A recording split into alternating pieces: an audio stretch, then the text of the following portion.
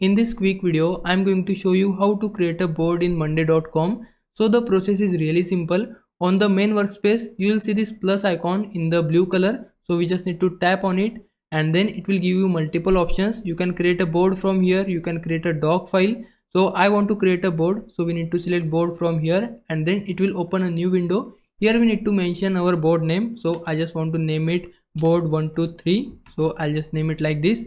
And then we need to choose our privacy options. If you want to keep your board visible to everyone, then you can select the first option, which is main. If you want to keep it private, then you can go with the second option, and also you can choose the third option for sharing your board. And here select what you are managing in this board. So if you are managing budgets, then select the budget from here. If you are managing campaigns from here, then you can select the campaign option. So select all of these things according to you. Once you set everything, then tap on create board and then it will create a board on your monday.com website. So this was the process. Now if I was a big help, can you like this video and subscribe my channel. For now, thanks for watching. Bye bye.